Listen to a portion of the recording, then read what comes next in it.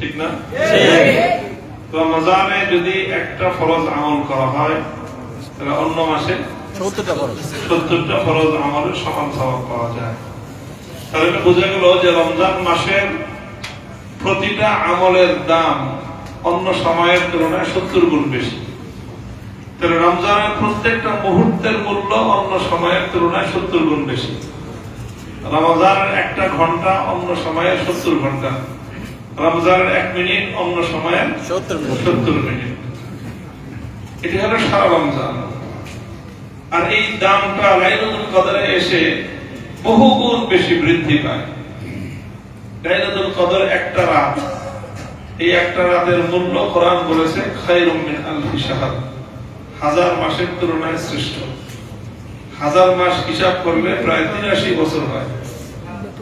একটা মানুষ যদি 100 বছর হায়াত পায়, তার 15 বছর তো যাবে নাবালেগ অবস্থায়। 15 বছর নাবালেগ অবস্থায়, 100 বছর থেকে থাকলো কত? 85 বছর। যদি এই মানুষটা জীবনের শেষ মুহূর্ত পর্যন্ত নেক আমল করতে থাকে, তাহলে শতবর্ষী একজন মানুষ 85 বছর ইবাদত করতে পারে। 100 বছর হায়াত পায় কজন মানুষ?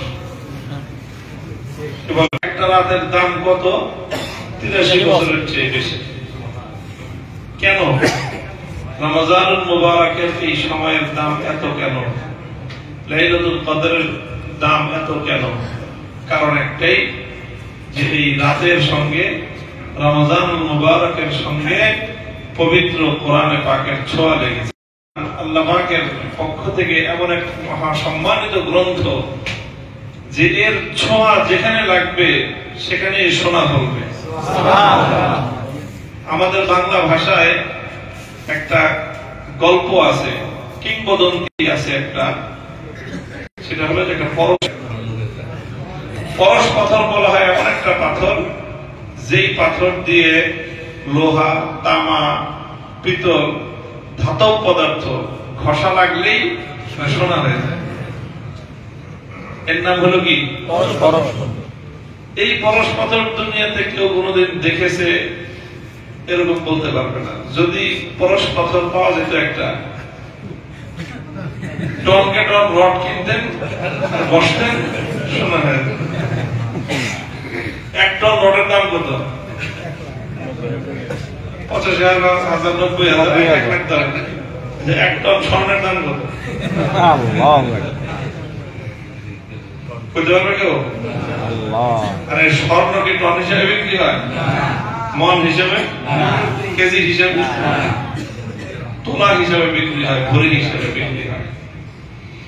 তাহলে পরশ পাথর এমন একটা জিনিস, যেই পরশ পাথরে ঘষা লাগলে লোহা স্বর্ণ হয়ে যায়। এটাও একটা গল্প, এটা মানুষের মুখের কথায় আছে, বাস্তবে দুনিয়াতে কোনো পরশ পাথর নাই।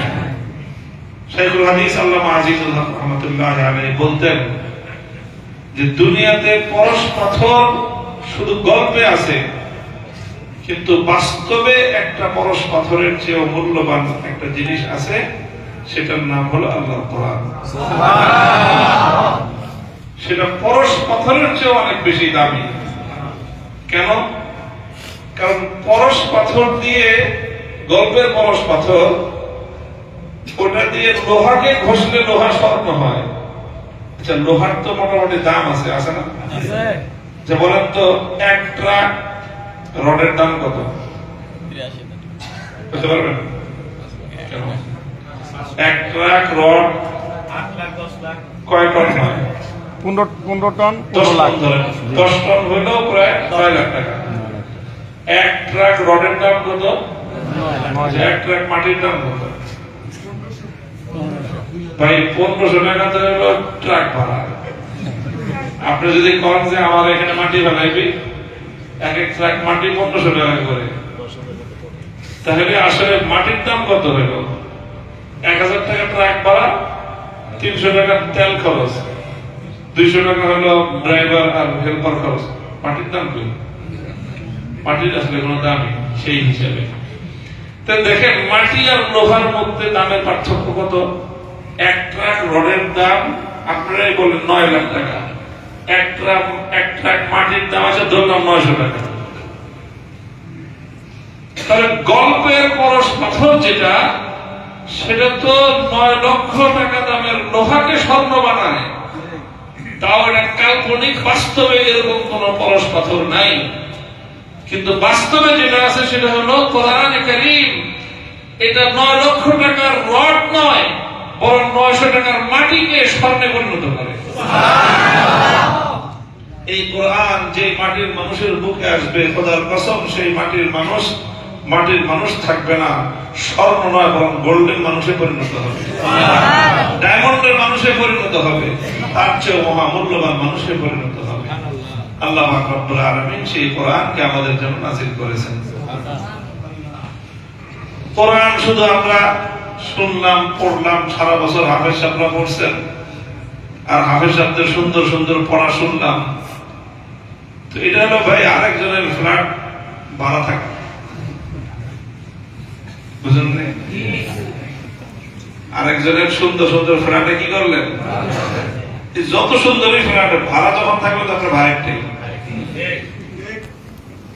নিজে বাড়ি বানায়, নিজের ফ্ল্যাট নিজের মতো করে সাজায় থাকার মতো শান্তি ভাড়াটা থেকে কেমন হয়? আমি আমাদের বাড়ির পাশের যে মসজিদ ছিল, লালবাগ চান্দরা মসজিদ, 17-18 বছর তারাবি পড়াইছি আমি। আমার পিছনে অনেক সময় আমার আব্বাজান শাইখুল হাদিস রাহমাতুল্লাহ তারাবি পড়তেন। নিজের ছেলের পিছনে তারাবি পড়ার যে কি মজা, যেই বাপ তার ছেলেকে হাফেজ বানাইছে সে বুঝতে পারে। আল্লাহ আমাদেরকে সেই সাথ দিয়েছেন, মজা দিয়েছেন। আমি এই বছর রমজান মাসের শুরুতে উমরায় ছিলাম, তো ওখানে তো এখন তারাবি এটা হাফ টিকিট চলে 10 টাকা, অথচ তারাবি ছিল 20 টাকা। ওমর রাদিয়াল্লাহু তাআলা আনহুর যুগ থেকে করোনার যুগ পর্যন্ত বাইতুল্লাহ মসজিদে নববীতে 20 টাকা তারাবি হয়েছে। এই করোনা আইসা 20 রাকাতকে কত বানাইছে? 10 রাকাত বানাইছে। এই করোনার অভিশাপ থেকে আল্লাহ পাক হারামাইনকে মুক্ত করেন, আমিন। উম্মতকে আল্লাহ হেফাজত করেন, আমিন। 10 রাকাত তো বললাম, আর বাকি 10 রাকাত থাকলো না। এই 10 রাকাত আমরা বাপ বেটা 5 জনে 2 রাকাত করে পড়াইছি। তো আমার 3টা ছেলে হাফেজ, ছোট যেটা ওটা 5 পারা হয়েছে আর কি। তো ও তো একদম বেশি ছোট, ওর পিছনে তার নামাজ হবে না, কিন্তু এরপরও নফল নামাজ হিসাবে ওরা একটু উৎসাহিত করার জন্য একদিন আমি মসজিদে হারামের ওই বাপ মালিক আব্দুল্লাহ ওখানে ওরা বানা দিছি ইমাম, তুমি পড়াও। তো পড়াইছে, আর আমরা 4 জন পিছনে দাঁড়ায় নামাজ পড়ছি। বিশ্বাস করবেন, নিজের ছোট বাচ্চাটা যখন ইমামের মাসনদে দাঁড়ায়, আবার ওখানে কয়েকদিন এই দুয়ারি সিঁড়ির পিছনে তারাবি পড়ছে, দুয়ারি সিঁড়ির নামাজের কেরাত নকল করে। ও যখন কোরআনে পাক তেলাওয়াত শুরু করছে, মানে আনন্দে আমি আর চোখের অশ্রু ধরে রাখতে পারিনি। আর আমি ওখানে যে পুলিশ যে ডিউটিতে ছিল, পুলিশ অফিসার আইসা দাঁড়ায় পুরা নামাজ অভিভূত মুগ্ধ হয়ে নামাজ শুনতেছে, তেলাওয়াত শুনতেছে। সালাম ফিরানোর পর আমাকে বলছে, সাহেব আমাকে সে খুব অভিনন্দন জানালো, আর বললো আপনার বাচ্চাকে একটু পরে আবার তেলাওয়াত শুনিয়ে দেয়, আবার তেলাওয়াত শোনাইলো। এরপর তিনি আমাকে অভিনন্দন জানালেন যে আপনি খুব উত্তম পিতা, যে আপনি আপনার সন্তানদেরকে উত্তম শিক্ষা এবং তালিম দিচ্ছেন। এই বয়স থেকেই তাকে কোরআন কিভাবে শুনাইতে হবে, কিভাবে ইমামতি করতে হবে, তার প্র্যাকটিক্যাল প্রশিক্ষণ দেওয়া হইতেছে। তো যাই হোক, তো আমি যখন আমার ওই মসজিদে তারাবি পড়ে তাওয়াক্কুফ পড়তেন অনেক সময় পিছনে, তো ওই এলাকার মহল্লায় ছেড়ে আমি এলাকার সবার সাথে ভালো সম্পর্ক। তো প্রত্যেকদিন তারাবির পরে এলাকার কয়েকজন মুরব্বী আসতেন, আইসা এই পাঞ্জাবির বুতাম ফু দেন, আমি ফু দিতাম। আমার আব্বা পাশে বসে থাকতেন। রসিকতা করে এলাকার মানুষ তো পরিচিত, তাদেরকে বলতেন যে আমার পোলার ফু দিয়ে আপনার কি, নিজের পোলার ফু নিতে পারেন না। কথাটা বুঝছেন? গভীর কথা। আমার আব্বা এলাকার ওনার অন্য সাথীদেরকে বলতেন যে আমার পোলার ফু দেন কে আপনি, নিজের পোলা দিয়ে ফু দেওয়াতে পারেন না? মানে কি? মানে আমি আমার ছেলেকে হাফেজ বানাইছি, সে তারাবি পড়াইতেছে, আমি আমার ছেলের পিছনে তারাবি পড়তেছি, আপনি আমার ছেলের ফু নেন, আপনি তো বাড়িটা কেন নিজে বাড়ি বানাইতে পারেন না? আল্লাহকে আপনার টাকা পয়সা দেয় নাই? টাকা পয়সা আছে কিন্তু ভাড়া নিয়ে থাকে এরকম মানুষ আছে কম। টাকা থাকলে সবাই নিজের মতো করে বাড়ি বানায়। তো আল্লাহ আপনাকে আরেকজনের সন্তানের পিছনেই কেন সারা জীবন তালাওয়াত শুনতে হবে? নিজের সন্তান কেমন বানাবেন যেন নিজে বাপ হয়ে নিজের সন্তানের পিছনে তারাবি পড়তে পারে। সেই দিন কোরআনে পাকের তেলাওয়াতের পরিপূর্ণ তৃপ্তি আর স্বাদ পাবে। যখন আপনার ছেলে তারাবি পড়াবে, আপনি পিছনে পড়বেন, তখন দেখেন তারাবি তেলাওয়াতের মজা কত, স্বাদ কত।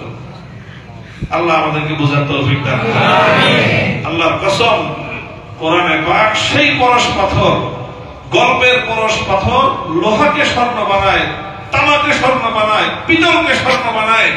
আর আল্লাহ নাজিলকৃত পরশ পাথর কোরআনে পাক মাটির মানুষকে সোনার মানুষে পরিণত করে। এই জন্য আমরা রমজানের শিক্ষা, লাইলাতুল কদরের শিক্ষা হলো কোরআনে কারীমের সাথে গভীর সম্পর্ক করব। দেখেন কোরআনে কারীমের শেষে একদম কোরআনে পাক খুললে দেখবেন যে শেষ পৃষ্ঠায় তো সূরা নাস, আউযু বিল্লাহি মিনাশ নাস আধা পৃষ্ঠা শেষ হয়ে গেছে, আর আধা পৃষ্ঠা খালি আছে না? কি আছে ওখানে? ওখানে একটা দোয়া আছে, দোয়া ও খতমিল কোরআন। এটা যদিও কোনো হাদিসে উল্লেখিত দোয়া না, কিন্তু খুব সুন্দর দোয়াটা। ওই দোয়ার প্রথম শব্দটাই হলো আল্লাহুম্মা আনিস ওয়াহশাতি ফি কবরি আল্লাহুম্মা আরহামনি বিল কুরআনিল আযীম। হে আল্লাহ, কবরে ভয়াবহ নিঃসঙ্গতায় তুমি আল্লাহ সাথে থেকো, তুমি আল্লাহ কোরআনের দ্বারা তুমি আমাকে রহম করো। তো কবরের নিঃসঙ্গতায় যারা সঙ্গ চাই, আল্লাহ উপায় হলো তুমি আল্লাহর কালামের সঙ্গে সঙ্গ গড়ো। কবরের নিঃসঙ্গতায় আল্লাহ তোমার সঙ্গে সঙ্গ করবে। শুধু দুনিয়া আখিরাতে নয়, দুনিয়ার নিঃসঙ্গতায়ও, দুনিয়ার হতাশার সময়ও, দুনিয়ার কঠিন সময়ও কোরআনে কারীমের চেয়ে উত্তম বন্ধু আর কেউ হতে পারে না। 3 বছর নিঃসঙ্গ অবস্থায় যখন রাতের বেলায় কারাগারে লকআপ হয়ে যেত, 5টার সময় কারাগারের প্রত্যেক রুমের দরজা বন্ধ করে দেয়, পরের দিন সকাল 7টার সময় খুলবে। 14 ঘন্টার সময় একা একা নীরবে থাকতে হইত। অন্যদের জন্য এই সময়টা কষ্টকর হলেও আমাদের জন্য কষ্টকর হতো না, কারণ এই 14 ঘন্টার মধ্যে 4-5 ঘন্টার সময় আলহামদুলিল্লাহ কোরআনে পাকের তেলাওয়াতের মধ্যে কেটে যেত। তখন উপলব্ধি করেছি যে নিঃসঙ্গতার সময়ে কোরআনে কারীম কিভাবে মানুষকে সান্ত্বনা যোগায়, কিভাবে মানুষকে প্রেরণা দেয়। তো দুনিয়ার কবর হলো 2 প্রকার। কবর কয়রকম? 2 প্রকার। একটা হলো মরা মানুষের কবর, আর একটা জেতা মানুষের কবর। মরা মানুষের কবর কোনটা? কবরস্থান। জেতা মানুষের কবর জেলখানা। তো এই জেতা মানুষের কবরে 3 বছর থেকে বুঝতে পেরেছি যে কোরআনে কারীমের চেয়ে উত্তম সঙ্গী আর কিছু নাই দুনিয়াতে। যে কোরআনকে নিজের সঙ্গী বানাইছে, উপলব্ধি করেছি যে দুনিয়ার জিন্দা মানুষের কবরস্থানেও কোরআন মানুষের হৃদয়ে এমন প্রশান্তি যোগায় যে আর কোনো কিছু সেই প্রশান্তি যোগাতে পারে না। কবরে যারা শান্তিতে থাকতে চান, গ্যারান্টি দিয়ে বলতে পারি কোরআনের সঙ্গে যদি কঠিন গভীর সম্পর্ক করতে পারেন, ইনশাআল্লাহ কবরের নিঃসঙ্গ থাকতে হবে না। আল্লাহ রাব্বুল আলামিন আমাদের সকলকে পবিত্র কোরআনে কারীমের সঙ্গে গভীর সম্পর্ক তৈরি করে আমাদের জীবন, আমাদের মরণ, দুনিয়া এবং আখিরাত উভয় জগতে সাফল্য অর্জন করার তৌফিক দান করেন। জীবনটা যেন ধন্য হয়। যারা নিজেরা জীবনে কোরআনে কারীমকে ওইভাবে শিখতে পারি নাই, তাদের প্রায়শ্চিত্তের উপায় হলো এই, নিজের সন্তানকে শেখানো। নিজে করতে পারেন নাই, এখন সেই ক্ষতিপূরণ করবেন কিভাবে? সন্তান তো বড় হয়ে গেছে, নাতিরে শেখান। এই নিজের সন্তান, নিজের নাতিপুতি নিজে যেটা পারেন নাই, ক্ষতি করে ফেলছেন নিজের জীবনের। এখন এই ক্ষতি পূরণের উপায় একটাই, সেটা হলো নিজের বংশের মধ্যে কোরআনের এই আলো, কোরআনের বাতি জ্বালিয়ে যান। ইনশাআল্লাহ যাদের বংশে কোরআনের বাতি আছে, কবরে তারা নিঃসঙ্গ থাকবে না। আর যার বংশে সব আছে, ইঞ্জিনিয়ার আছে, ডাক্তার আছে, উকিল আছে, ব্যারিস্টার আছে, প্রশাসন কর্মকর্তা আছে, দুনিয়ার সব আছে, কোরআনের ধারক নাই, খোদার কসম খেয়ে বলি, কবরে গিয়ে ওই নিঃসঙ্গ সময়ে সঙ্গী খুঁজে পাবে না। আল্লাহ পাক রব্বুল আলামিন আমাদের সকলকে তৌফিক দান করেন। আমিন। আমি আপনাদের কাছে দোয়া চাই, আল্লাহ পাক রব্বুল আলামিন যেন এভাবে কোরআনে কারীমকে নিয়ে আমাদেরকে বাঁচবার তৌফিক দান করেন। আমিন। যদি আল্লাহ কখনো যখন মৃত্যু কপালে রেখেছেন, কোরআনের জন্যই যেন মরতে পারি, আল্লাহ সে তৌফিক দান করেন। আমিন। যে জীবন কোরআনের জন্য যায়, সেই জীবনটাই ধন্য জীবন। আল্লাহ আমাদের সকলকে তৌফিক দান করুন। আমি আপনাদের শুকরিয়া আদায় করতেছি যে আপনারা আমাদের দুঃসময়ে, আলেম ওলামাদের উপর যখন বিপদ মুসিবত এসেছে, সেই কঠিন সময়ে আপনারা আমাদের জন্য দোয়া করেছেন, আমাদের জন্য চোখের পানি ছেড়ে দিয়ে আল্লাহর কাছ থেকে আমাদের জন্য সাহায্য কামনা করেছেন। আপনাদের দোয়ার বরকত এখন চলতেছে আলহামদুলিল্লাহ। জালিমরা চেয়েছিল আলেমদেরকে জনবিচ্ছিন্ন করতে, আল্লাহ পাক রব্বুল আলামিন জালিমদেরকে শুধু জনবিচ্ছিন্ন না, একেবারে মাটি বিচ্ছিন্ন করে দিয়েছেন। আলেম ওলামাদেরকে আল্লাহ পাক রব্বুল আলামিন এই জাতির মধ্যে তাদের প্রভাব, প্রতিপত্তি, তাদের ভালোবাসা, সম্পর্ক গণমানুষের সাথে আরো গভীর এবং নিবিড় করে দিয়েছেন। ইনশাআল্লাহ আল্লাহ পাক রব্বুল আলামিন এই ধারা অব্যাহত রাখুন। আমিন। ওয়া আখিরু দাওয়ানা আলহামদুলিল্লাহি রাব্বিল আলামিন। সুবহানাল্লাহি ওয়া বিহামদিহি সুবহানাল্লাহিল আযীম। আল্লাহুম্মা সাল্লি আলা মুহাম্মাদ ওয়া আলা আলি মুহাম্মাদ كما صليت على إبراهيم وعلى آل إبراهيم إنك حميد مجيد. يا حي يا قيوم برحمتك نستغيث أصلح لنا شأننا كله ولا تكلنا إلى أنفسنا طرفة عين. اللهم إنا نسألك فعل الخيرات وترك المنكرات وحب المساكين وأن تغفر لنا وترحمنا، وإذا أردت بقوم فتنة فتوفنا غير مفتونين. اللهم أصلح لنا شأننا كله ولا تكلنا إلى أنفسنا طرفة عين. إله العالمين رب العالمين، ليلة القدر خير بركة আমাদেরকে নসিব ফরমান। ইলাহ العالمين رب العالمين আমাদের জিন্দেগির तमाम গুনাহ খাতাকে maaf করে দিন। আয় আল্লাহ, মেহেরবানি করে রমজান মুবারকের মধ্যে দৌলত আপনি দান করেছেন। আয় আল্লাহ, আমরা আমাদের অযোগ্যতার কারণে, ব্যর্থতার কারণে রমজানের সুযোগগুলোকে, মহামূল্যবান সময়গুলোকে কাজে লাগাতে পারি নাই। আয় আল্লাহ, রমজান বিদায়ের পথে ইলাহ العالمين ভিক্ষার হাল প্রসার করে দিয়েছি তোমার ইয়া আল্লাহ তোমাদের কাছে। আয় আল্লাহ, ক্ষমা চাই, মাগফিরাত চাই। আয় আল্লাহ, রমজান শেষ হওয়ার আগে আমাদের সকলকে তুমি maaf করে দাও। আয় আল্লাহ, রমজান মুবারক উপলক্ষে তুমি অনেক মানুষকে, তোমার অনেক বান্দাদেরকে জাহান্নাম থেকে নাজাত দিবা। ইলাহ العالمين, নাজাত প্রাপ্তদের তালিকার মধ্যে আমাদের নামগুলো তুমি শামিল করে দিও। আয় আল্লাহ, যদি রমজান চলে যায়, জাহান্নাম থেকে মুক্তিপ্রাপ্তদের তালিকায় আমাদের নাম না উঠে, কবর পড়বে আল্লাহ, আমাদের জীবন ধ্বংস হয়ে যাবে আল্লাহ। আয় আল্লাহ, তোমার হাবিব যাদের জন্য বদদোয়া করেছেন, কবরের মধ্যে আমাদেরকে তুমি শামিল করো না আল্লাহ। ইলাহ العالمين رب العالمين, আমরা তোমারই বান্দা আল্লাহ।